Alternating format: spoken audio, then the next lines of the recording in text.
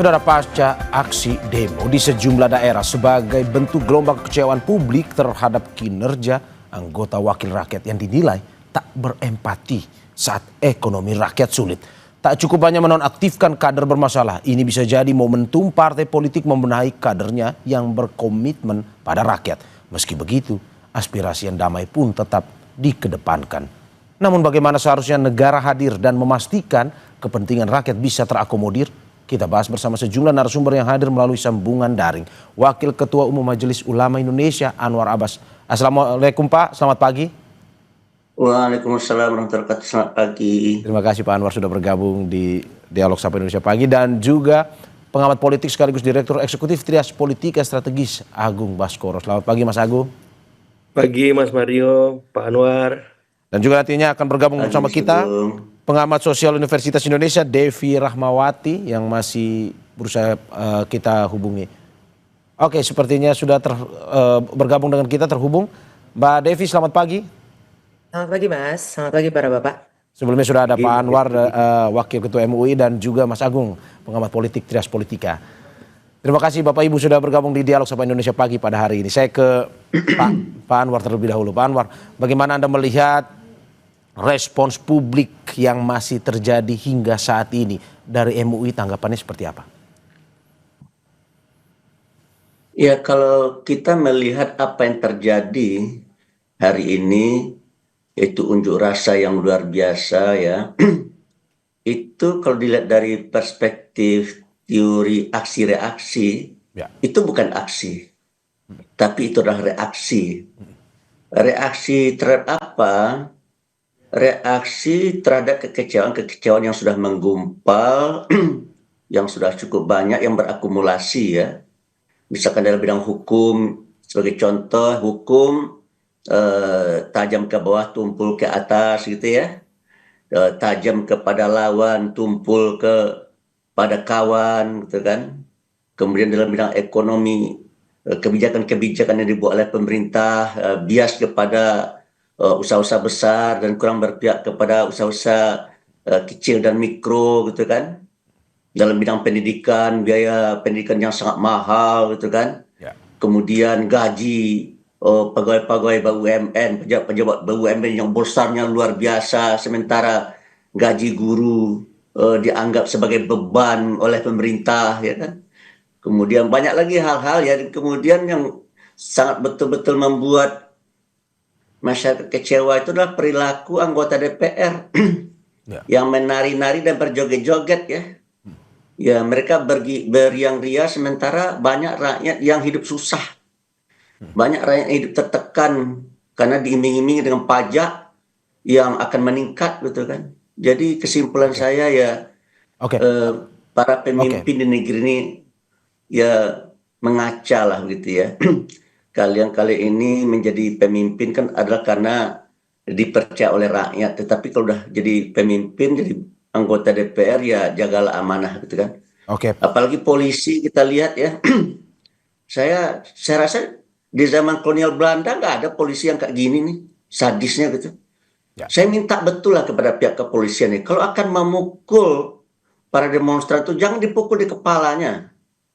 Karena kalau udah dipukul di kepala lalu oleh itu mari kita perbaiki kelemahan-kelemahan kita di DPR, perbaiki diri, polisi perbaiki diri, pemerintah perbaiki diri, masyarakat juga harus memperbaiki diri gitu. Masyarakat jangan hanya bisa mengkritik, tapi juga kita juga punya kelemahan-kelemahan. Buktinya ketika unjuk rasa berubah menjadi anarkis kan, itu kan tanda ada masalah juga pada diri kita sebagai rakyat ya. Tapi saya terus terang saja ya melihat pemerintah, terutama dalam pernyataan sikapnya presiden ya, beliau menghormati hak-hak daripada masyarakat untuk menyampaikan pendapat. Saya rasa itu sudah bagus ya. Dan beliau juga sudah mengeluarkan instruksi supaya ya unjuk rasa diberi kebebasan untuk menyampaikan aspirasi. Tetapi kalau seandainya melebihi batas ya juga harus ada tindakan. Saya sudah tepat itu ya. Saya ke Mbak Devi. Mbak Devi, bagaimana Anda melihat bahwa respons publik masih sampai saat ini? Kabar hari ini juga masih akan demo, walaupun kemarin misalkan Presiden sudah memberikan pernyataan konferensi pers terkait dengan kebijakan tersebut. Dari Mbak Devi melihat apa sebenarnya yang tadi sudah disampaikan oleh Pak Anwar penyebab-penyebabnya. Dari Mbak Devi melihat respon publik yang berkepanjangan ini analisisnya seperti apa? Ya, tentu saya sepakat dengan beliau bahwa kenapa kemudian sekarang kita masuk pada fase krisis. Ya. Krisis itu sebenarnya terjadi ketika hanya bisa terjadi ketika kita salah meresponnya. Tanda-tanda bahwa masyarakat sudah tidak nyaman, masyarakat menuntut banyak hal itu bukan terjadi 1-2 hari belakangan ini. Sudah banyak kegelisahan, ketidaknyamanan yang diekspresikan oleh masyarakat, yang namun sayangnya direspon dengan tidak serius, salah satunya oleh apa yang tadi disampaikan Pak Anwar terkait ekspresi komunikasi nonverbal dengan joget-joget dan sebagainya. Ya. Padahal riset panjang sejak hampir 50 tahun terakhir, orang itu lebih menangkap bukan apa yang kita sampaikan, tapi apa yang kita lakukan dan kita ekspresikan. Nah, Gestur ya? kalau Gestur maksudnya. betul, betul. Karena 80% manusia itu hanya menangkap apa yang kemudian dilakukan oleh orang lain di depannya, bukan apa yang dia katakan, gitu ya. Jadi tanda-tanda bahwa masyarakat merasa sendirian dalam hal ini sudah cukup panjang begitu ya. Nah, jadi kalau kemudian sekarang ada ketakutan karena kemudian penjarahan dan sebagainya, kalau saya menggunakan analogi, coba kita bayangkan ada sepotong kayu kering, lalu sebuah percikan api menyentuhnya. Apa yang terjadi? Jelas kobaran api. Tapi sungguh naif jika kita hanya menyalahkan percikan api itu. Yang perlu kita tanyakan adalah kok bisa ya ada tumpukan kayu kering itu ada di sana. Nah, ini adalah analogi yang coba saya gunakan untuk memahami fenomena penjarahan yang juga mewarnai aksi unjuk rasa beberapa hari belakangan ini. Sayangnya kita semua hanya terpaku pada percikan apinya. Orang lupa bahwa kenapa kemudian ada kayu kering tadi. Ini yang perlu sama-sama secara jernih kita analisa. Oke, Mbak Devi, tadi Pak Anwar sudah sedikit memberikan detail terkait dengan apa saja yang mungkin bisa memicu kemarahan publik. Apakah menurut Anda juga dari pengamatan sosial Anda bahwa kebijakan-kebijakan yang disampaikan oleh pemerintah saat ini, Mbak Devi, itu kebijakan yang kurang populis sebenarnya atau bagaimana? Ya, yang menarik adalah kenapa sih orang kecewa? Kecewa itu sederhana, ketika kenyataan dengan apa yang disampaikan itu jaraknya terlalu jauh. Kecewanya makin dalam ketika jaraknya sangat lebar. Kecewa itu biasa, sedih itu biasa. Tapi kenapa kemudian itu lukanya menganga kalau kemudian semakin jauh antara realitas dan apa yang kemudian dikatakan. Apa yang menurut Anda berbeda antara realitas dan apa yang disampaikan? Kebijakan seperti apa yang berbeda misalkan? Ya, sederhana. Makanya kenapa di China misalnya dari 2013 bahkan Xi Jinping misalnya dengan tegas dan serius mengatakan bahwa aparat publik itu dilarang sekali untuk kemudian mendemonstrasikan kehidupan yang tidak layak atau berlebihan kepada masyarakat. Kenapa? Karena Cina belajar bagaimana ketika Eropa itu masuk dalam fase kelam, ekonominya rusak, itu salah satunya dimulai ketika para pejabat publik ya itu bermewah-mewah yang kemudian berujung pada praktek tanda kutip merampok negara yang ujungnya masyarakat yang dikorbankan, yang awalnya dimulai dari ketidakmampuan mengelola syahwat diri dan bahkan mendemonstrasikannya. Nah, ini sesuatu yang bahkan negara besar saja sangat peduli. Sedangkan di kita hal-hal seperti ini dianggap menjadi bagian tanda kutip hiburan bagi masyarakat. Nah, ini sesuatu yang berbahaya ketika realita di lapangan antara misalnya belakangan ini kita juga mendengar bagaimana angka-angka yang disampaikan tidak sesuai dengan apa yang dirasakan di masyarakat di lapangan. Oke, saya ke Mas Agung. Mas Agung, bagaimana Anda melihat apa yang disampaikan oleh Mbak Devi dan juga Pak Anwar tadi, bahwa kalau kita lihat ini kebijakannya kurang populis dan juga apa yang disampaikan berbeda dengan realita. Menurut Anda dari sisi politiknya seperti itu atau bagaimana? Iya, tadi sudah disinggung sekilas ya bahwa ini memang akumulasi kekecewaan publik terhadap pemerintah. Saya menyoroti paling awal kepada legislatif atau DPR ya. yang kita tahu responnya sangat buruk ya, arogan semacam itu, baik secara tutur kata, kemudian secara sikap ketika merespon setiap kritik yang diberikan kepada mereka. Puncaknya kemarin ada inisiatif dari ketua umum partai untuk menonaktifkan beberapa nama, walaupun buat saya tidak cukup ya. Mereka harus dipecat, mereka harus mendapat sanksi yang lebih tegas agar ya publik melihat ada perubahan drastis dari partai atau dari DPR itu sendiri. Yang kedua, memang apa yang dilakukan oleh Presiden dengan pidatonya kemarin saya kira sebuah solusi walaupun sifatnya jangka pendek. Saya menyederhanakan, negeri kita sedang demam, Mas Mario, Ya. tapi dikasih sementara obatnya paracetamol. Nah, akar muasal penyakit demam ini kan bisa jadi batuk, flu, atau bahkan lebih jauh TBC dan seterusnya, butuh antibiotik, butuh obat yang lebih keras, butuh treatment yang lebih maksimal supaya apa? Akar permasalahannya bisa dicabut. Contoh misalkan di legislatif, ini gimana caranya mereformasi DPR RI. Contoh di kepolisian, bagaimana kepolisian bisa lebih baik menangani ya masa-masa demonstran. Karena apa? Karena demonstrasi itu kalau saya sederhanakan, ada masa yang benar-benar demonstrasi, ada oknum-oknum massa yang mencoba menyusupi demonstrasi. Nah, itu bisa jadi dari masa demonstran itu oknumnya, tapi juga ada oknum dari aparat itu sendiri. Oke. Saya nggak kebayang rumah Ibu Sri Mulyani bisa disasar begitu luar biasa kan. Selama ini Ibu Sri Mulyani sangat menjaga privasinya. Kok bisa orang dibiarkan ya, orang tahu banyak rumah Ibu Sri Mulyani? Itu nggak boleh, itu harus diusut tuntas kalau saya. Ya, terus bagaimana kemudian di level eksekutif ya pemerintah bisa lebih baik merespon setiap ya kebijakan yang dia buat, dievaluasi, jangan jalan langsung seperti itu, Oke, Mas, sebagai oke. pengamat. Saya kembali ke Pak Anwar. Pak Anwar, Presiden kemarin seperti yang disampaikan, kita menonton kemarin Presiden menyampaikan konferensi persnya. Ada beberapa imbauan yang disampaikan pula, termasuk misalkan pencabutan tunjangan, membatalkan itu, moratorium ke luar negeri juga. Dari MUI, apakah memang ini salah satu yang disampaikan kemarin ke Presiden pada saat pertemuan di Hambalang dan juga memang sudah memuaskan ataupun memenuhi apa yang diinginkan oleh masyarakat? Ya, sebenarnya ya apa yang dilakukan oleh Prabowo ini sudah on right track menurut saya ya. Sebagai contoh dalam bidang ekonomi ya. Ya. Sistem ekonomi kita selama ini ya terlalu didominasi oleh sistem ekonomi liberalisme kapitalisme. Nah, Prabowo merubah ini menjadi sistem ekonomi sosialisme versi Indonesia atau yang disebut oleh menantu Bung Hatta dengan sosialisme religius, atau yang disebut oleh pakar ekonomi yang sudah almarhum dari Gajah Mada, sistem ekonomi Pancasila ya. Jadi ini sudah benar ini, yaitu sebuah sistem ekonomi yang berpihak kepada rakyat gitu. Nah, ini pasti akan mendapatkan perlawanan dari pihak-pihak tertentu, terutama mereka-mereka yang selama ini sudah menikmatin kue ekonomi yang sangat besar gitu ya. Nah, sekarang Prabowo ingin menggeser pada seluruh, terutama mereka-mereka yang ada di lapis bawah. Ini sudah benar menurut saya ya. Kemudian Prabowo juga mengazamkan untuk memberantas korupsi ya. Ya dia sudah mulai, cuma memang tidak mudah begitu kan. Karena apa? Karena tergantung juga kepada operator di lapangan gitu ya, di pihak kejaksaan dan pihak KPK.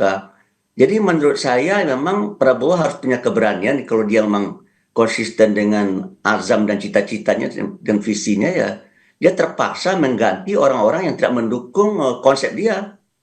Dan kalau seandainya beliau tidak berani mengganti, menurut saya ya ini bisa jadi bumerang bagi Prabowo menurut saya ya. Karena apa? Karena nanti Prabowo pasti akan terjebak dengan kata-kata. Dalam bahasa beliau sendiri ya akan terjebak dengan omon-omon ya. Dan kalau seandainya masyarakat sudah menilai Pak Prabowo omon-omon, maka trust pada Pak Prabowo akan jatuh, akan hilang, dan itu sangat berbahaya menurut saya. Bahkan itu akan mengancam eksistensi kepemimpinan beliau. Dan menurut saya itu tidak kita mauin. Oleh karena itu Pak Prabowo kita harapkan supaya berani menjadi pemimpin yang mandiri, yang tidak dineko-nekoin oleh yang lain gitu, dan tidak takut dengan ancaman-ancaman siapa saja. Karena saya yakin dan percaya bila Pak Prabowo bersama rakyat, maka rakyat insya Allah akan melindungi, akan berjuang bersama beliau. Oke. Jika memang pada akhirnya memang ini sesuai dengan apa yang kita inginkan, kembali ke masyarakat, ekonomi pun bisa mensejahterakan masyarakat. Pak Anwar, bagaimana ini mengimbau kepada masyarakat khususnya yang mendemonstrasi untuk bisa melakukan penyampaian pendapat dengan terukur tanpa pada akhirnya ya terjadi lagi seperti demonstrasi yang berkepanjangan ini? Ya, karena apa yang disampaikan oleh Pak Prabowo dinilai oleh masyarakat dalam implementasi tidak sama. Contoh Danantara ya. Ya. Danantara itu kata mereka bagus, bagus, bagus. Tapi Danantara itulah sebuah konsep yang berorientasi pada pertumbuhan ekonomi. Ya. Timbul pertanyaan pada diri masyarakat. Oke. Lalu bagaimana halnya dengan masalah pemerataan? Gitu. Jadi yang dipikirkan jangan hanya pertumbuhan ekonomi, tapi juga masalah pemerataan. Apalagi di saat pengangguran angkanya luar biasa. Ya. Di saat angka pencari kerja betul-betul mengerikan ya. Sebagai contoh misalkan gini. Pak Yusuf Kala perusahaannya memerlukan hanya 20 orang insinyur. Sementara yang melamar 23.000, coba bayangkan itu. Oke, Pak. Yang dia perlukan hanya 20, yang melamar 23.000. Ada apa ini kan gitu kan? Oke. Oleh karena itu negara harus hadir. Nah, kalau negara harus hadir, kebijakannya bukan hanya kepada pertumbuhan ekonomi, tapi juga pada pemerataan. Oke. Jadi oleh karena itu bagi saya ya banyak hal-hal yang maksudnya baik, tapi ketika diimplementasikan ada kesenjangan antara maksud dengan realita gitu. Itu menjadi pertanyaan. Oke, saya ke Mbak Devi. Ini menarik bahwa sekali lagi disampaikan bahwa ada perbedaan antara realita dan juga apa yang disampaikan. Kalau dari Mbak Devi sendiri ini melihat ke depan, bagaimana apa yang sudah disampaikan oleh Presiden dalam konferensi pers kemarin, mencabut tunjangan, memberhentikan anggota DPR yang kemarin mendapat kritik dari publik, serta moratorium ke luar negeri. Menurut Anda, dari segi pengamatan sosial, sudah memuaskan publik untuk tidak lagi, untuk akhirnya menerima dan tidak lagi ini berkepanjangan demonstrasinya itu bagaimana?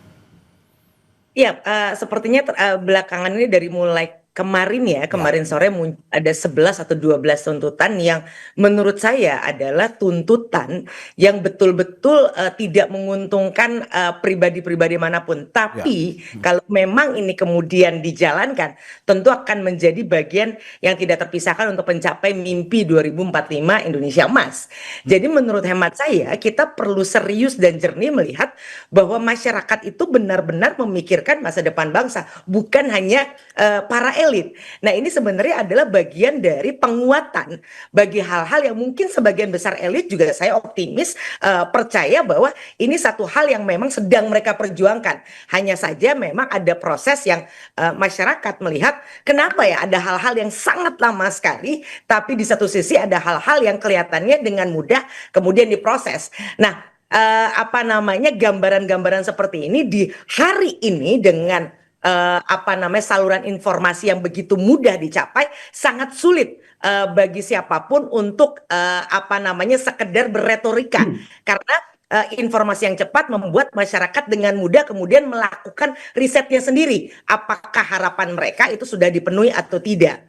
Nah, tapi yang perlu kita pahami adalah jangan kemudian kita harus ingat bahwa Martin Luther King misalnya pernah bilang kerusuhan yang kalau sekarang kan akhirnya fokusnya justru pada kerusuhannya itu adalah sebenarnya bahasa dari mereka yang tidak didengar. Jadi sekali lagi kita kemudian jangan memojokkan masyarakat, jangan kemudian hanya sekedar sekarang fokus pada siapa yang menjarah apa, ini ada yang tidak beres dan sebagainya.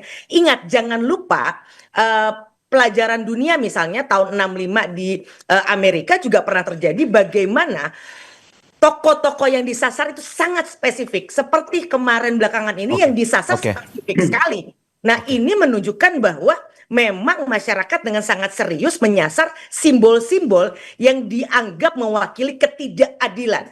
Jadi tolong jangan kemudian kita lagi-lagi menutup membutakan telinga dan menulikan mata kita dengan kemudian hanya fokus pada penjarahannya. Ingat, ada pesan yang sangat serius yang disampaikan oleh masyarakat yang tolong juga serius direspon. Oke, saya ke Mas Agung. Mas Agung, ada respons dari masyarakat untuk ini menyampaikan apa yang menjadi ketidakpuasan mereka. Menurut Anda DPR salah satunya, dan bagaimana kemarin Presiden memanggil partai politik tersebut, ketua umumnya, apa yang harus dilakukan sebenarnya selain apa yang disampaikan oleh Presiden kemarin? Ya, hari ini semua massa turun ke jalan untuk demonstrasi, Mas. Salah satunya pusatnya itu di DPR.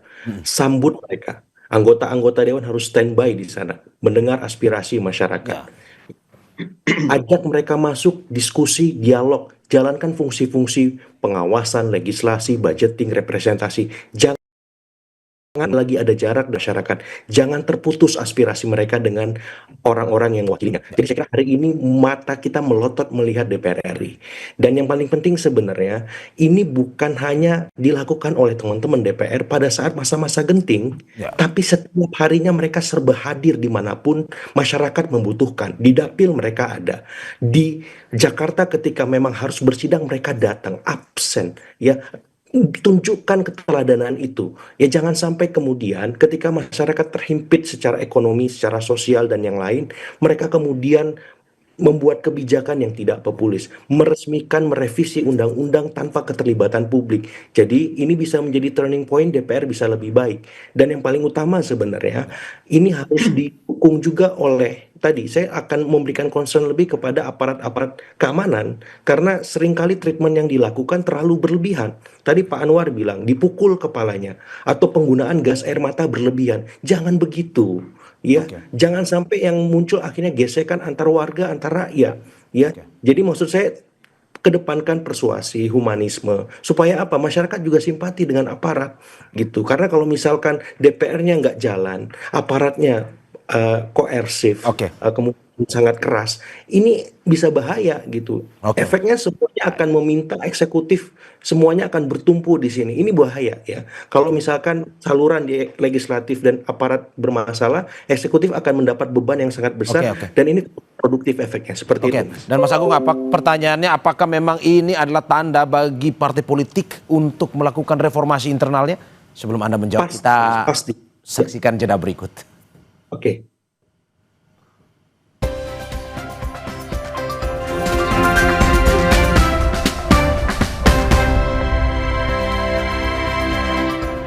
Terima kasih masih di Sapa Indonesia Pagi Saudara, dan sudah bersama saya narasumber saya Wakil Ketua Umum Majelis Ulama Indonesia Anwar Abbas, pengamat sosial Universitas Indonesia Devi Rahmawati, dan pengamat politik sekaligus Direktur Eksekutif Trias Politika Strategis Agung Baskoro. Saya tadi pertanyaan terakhir ke Mas Agung, tapi saya mau dengar dulu dari Pak Anwar. Pak Anwar, kemarin Anda menyampaikan bahwa Anda mengingatkan aparat keamanan khususnya kepolisian untuk mengedepankan pendekatan humanis dan tidak bertindak berlebihan dalam menangani aksi massa. Inikah yang Anda sampaikan atau MUI sampaikan juga ke Presiden Prabowo, dan bagaimana caranya agar tetap kondusif penanganan massanya? Ya, saya belum pernah ketemu Pak Prabowo selama beliau jadi presiden, karena kemarin saya juga tidak hadir dalam Di Hambalang ya? pertemuan dengan ormas-ormas Islam ya. Ya. Mungkin hari ini saya diminta oleh Ketua Umum untuk menggantikan beliau untuk juga bertemu dengan Pak Prabowo. Apa yang ingin Bagi disampaikan? saya ya, kenapa Pak? Apa yang akan disampaikan terutama terkait dengan penanganan massa ini? Ya kalau bagi saya, jika pemerintah menutup telinganya Ya. dan jika pemerintah hanya sekadar mendengar lalu tidak mengimplementasikan, maka peristiwa-peristiwa semacam ini akan berulang. Ya. Oleh karena itu bagi saya ya bukalah forum dialog ya, lalu catat poin-poin penting yang diharapkan oleh masyarakat, kemudian laksanakan gitu. Ya. Dalam bahasa lain ya, pemerintah harus berbuat do the best gitulah kira-kira. DPR harus berbuat do the best, kemudian polisi harus berbuat do the best, kemudian pemerintah juga berbuat do the best, tetapi masyarakat juga harus berbuat do the best gitu. Ya. So kalau seandainya kita tidak berbuat do the best, maka yang akan ada adalah kemungkaran-kemungkaran. Dan kalau seandainya kemungkaran semakin merajalela ya, maka tunggulah kehancuran yang. Oleh karena itu saya melihat ya, saya ini maaf nih ya, saya tidak memilih Pak Prabowo loh dalam pemilu 2024. Ya. Oke. Tapi tahun 2014 saya memilih beliau, tahun 2019 saya memilih beliau, tapi 2024 saya tidak pilih. Tapi meskipun saya tidak memilih beliau, setelah saya mendengar pidato-pidatonya, saya salut itu. Dan saya mendukung, karena menurut saya apa yang beliau sampaikan itu adalah on the right track. Ya. Jadi tidak ada alasan bagi saya, kalau dia berbuat benar, itu tidak mendukung, tidak ada alasannya. Karena saya bukan dalam posisi oposan ya. Ya. Saya ini memang berpolitik, tapi politik saya politik nilai. Oke. Jika seandainya benar, harus didukung. Tapi kalau tidak benar, ya harus diingatkan gitu. Oke. Oleh karena itu bagi saya apa yang disampaikan oleh Pak Haidar Nasir ya, yang perlu dijaga oleh pemerintah sekarang adalah persatuan dan kesatuan. Jangan sampai persatuan dan kesatuan terkoyak. Gitu. Oke. Nah, di kampung saya Pak ya, kalau seandainya persatuan dan kesatuan sudah kita jaga dan pelihara ya, itu kan ada patah berat sama dipikul, ringan sama jinjing. Tidak hanya pemerintah yang memikul beban ini, tapi juga rakyat ikut serta. Oke. Kemudian ada lagi pepatahnya, ya, ini agak aneh, dalam ilmu fisika nggak masuk nih, tapi karena ilmu sosial ya, duduk sendiri bersempit-sempit, coba yang tuh. Duduk sendiri bersempit-sempit. Ya, Duduk bersama berlapang-lapang, coba yang tuh. ya, ya. Ini Bagaimana logikanya ilmu itu ya? kehidupan lah Pak Anwar ya, ilmu kehidupan, Hah? ilmu kehidupan. Bertentangan dengan ilmu fisika ya, tapi Ya, begitulah oke. rumus hidup gitu. Kalau Oke. pekerjaan kita urus sendiri, pusing kepala kita. Oke. Tapi kalau seandainya kita bagi-bagi pekerjaan ini, kita kerjakan secara bersama-sama, maka insya Allah ya, the glorious era of Indonesia itu akan datang. Akan Saya datang. yakin dan percaya, Oke. karena negara kita sangat kaya. Demikian, Oke. terima kasih. Saya ke Mbak Devi. Mbak Devi, bagaimana Anda melihat bahwa perintah Presiden kepada Panglima dan juga Panglima TNI dan juga Kapolri menindak secara tegas dan terukur? Kalau menurut Anda, harus seperti apa tegas dan terukur ini agar tetap kondusif antara aparat yang mengamankan dan juga demonstran tetap bisa menyampaikan aspirasi tanpa ada demonstrasi atau yang berkepanjangan seperti ini? Ya, pendekatan keras semata jelas hanya seperti menyiram bensin ke api. Kita perlu strategi membabat habis kayu keringnya. Ini yang sekali lagi saya ingin ingatkan. Dan menariknya adalah hari ini aparat seperti kepolisian itu kan ibaratnya gini. Masyarakat sebagai pengguna layanan ingin komplain kepada produsen Ya. produknya. Misalnya kita pakai handphone. Ya. Datanglah ke toko tersebut, ketemu dengan penjaga. Nah, penjaga ini sesuai amanah tugasnya ya memang dia berjaga di depan. Sedangkan masyarakat karena sudah kesel handphonenya mati, ingin bertemu, ingin curhat. Ini kenapa handphone saya nggak nyala-nyala segala macam. Nah, amarah ini kan harusnya disampaikan langsung. Nah, akhirnya yang terjadi hari ini adalah sang penjaga tadi dikeroyok, dilempari batu, disalahkan karena tugasnya menjaga. Pelajarannya adalah kita semua jangan mudah terperdaya. Sasaran kemarahan kita seringkali bukan pada sumber masalahnya. Harusnya bukan pada penjaganya. Melainkan karena hanya ada penjaga yang di sana yang kelihatan gitu ya. Simbol ini yang kemudian paling dekat dan paling terlihat.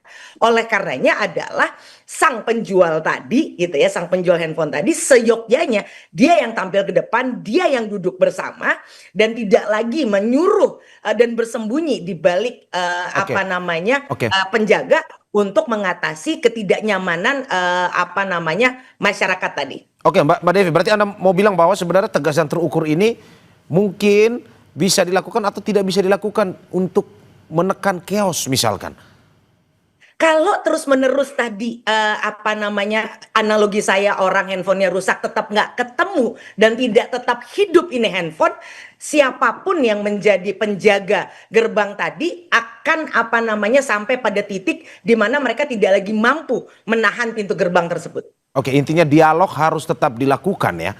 Apa yang menjadi keinginan masyarakat? Pada akhirnya solusinya handphone saya bisa hidup atau tidak. Dan Oke. bagaimana kemudian kalaupun mati handphonenya tidak bisa hidup dalam waktu dekat, ada orang yang ahli yang menjelaskan. Tidak mungkin sang penjaga yang kemudian harus menjelaskan hal tersebut. Oke, saya ke Mas Agung. Mas Agung, bagaimana Anda melihat evaluasi seperti ini? Bahwa tadi yang seperti saya sampaikan, apakah ini menjadi sinyal ataupun tolak ukur dari partai politik, reformasi internal, sehingga apa yang menjadi kebijakan ini disampaikan ke masyarakat bisa berdialog, bisa menerima, seperti yang mungkin selama ini tidak dilakukan. Mungkin ada hal baru yang bisa dilakukan nanti. Iya, ini tanda baik ya Mas untuk melakukan semacam rekrutmen kemudian kaderisasi kader-kader partai untuk lebih baik semacam itu. Dan bagi masyarakat saya melihat mereka harus memilih ya anggota dewan calon legislatif sesuai dengan kualitasnya, sesuai dengan kapasitasnya. Jadi pilihlah wakil rakyat yang memang punya visi, punya rekam jejak, bukan hanya sebatas ya punya isi tas. Ya, sehingga memang efeknya sekarang kita terima.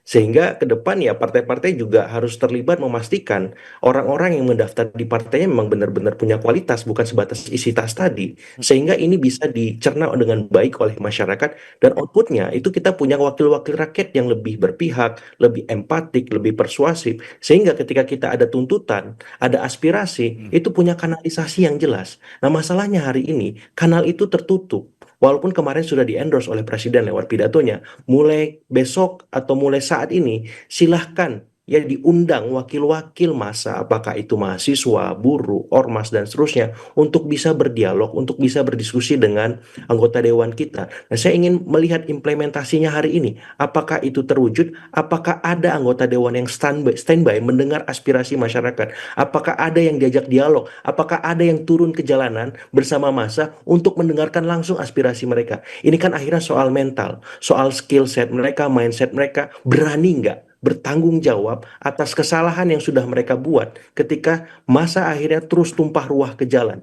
Berani nggak mereka menghadapi itu? Berani nggak mereka bercengkrama dengan masyarakat yang mereka wakili untuk mendengar langsung aspirasi itu? Nah, kalau ini sudah terjadi, nanti kemudian ada anarkisme, saya nggak ada masalah ya ketika jam 6 sore itu masih juga demo, ada diskresi 1 jam, masih juga ditertibkan, juga masih melawan, maka mau nggak mau aparat harus turun. Tapi dengan pendekatan-pendekatan persuasif, supaya meminimalkan korban. Oke, Tidak sampai ada yang luka, ada yang oke, meregang nyawa. Karena berapa hari oke kemarin Mas Agung. sudah ada beberapa nama yang wafat. Seperti itu Mas Mario. Oke, berarti menurut Anda nonaktif saja tidak cukup untuk bisa mereformasi ini. Harus dari internal sendiri ya, partai politik ya. Persis. Ya, Dan harus lebih progresif, Mas. oke. Apalagi kita tahu hari ini banyak tuntutan dari teman-teman ya Gen Z milenial diaspora kita itu sangat luar biasa masif ya. Karena ada sosiodemografi yang berubah. Kalau mindset anggota dewan masih melihat Indonesia masih didominasi generasi yang ya biasa menerima dan seterusnya, saya kira hari ini sudah berubah. Generasinya sangat kritis, sangat teredukasi, Oke. terpapar informasi teknologi yang ekstrim. Jadi kalau mereka nggak kreatif, kalau mereka nggak Ya, sensitif, kalau mereka nggak solutif, hati-hati ini. oke. Seperti itu. Oke, saya ke Pak Anwar. Pak Anwar, bagaimana Anda melihat evaluasi kemarin, Pak? Apa yang terjadi? Apa yang disampaikan, aspirasi ini yang disampaikan itu mungkin saja masih belum didengar oleh terutama baik itu pemerintah eksekutif ataupun dari legislatif. Apa yang harus dilakukan ke depan? Terutama tadi Anda sudah banyak soal eksekutif, legislatif ke depan, partai politik dari MUI sendiri. Bagaimana bisa tidak tone deaf lah, mau mendengar Ya, masyarakat? ya. Saya rasa apa yang dilakukan oleh Presiden sudah baik ya. Ya, Anggota DPR yang menyakiti rakyat harus diberhentikan. Polisi yang menyakiti hati rakyat harus diberhentikan. ya, Menteri-menteri yang menyakiti hati rakyat harus diberhentikan. Gubernur-gubernur, bupati-bupati, wali-wali kota yang menyakiti hati rakyat harus diberhentikan. Karena konsep kita do the best ya. Jadi kita akan singkirkan orang yang tidak bisa berbuat do the best. ya.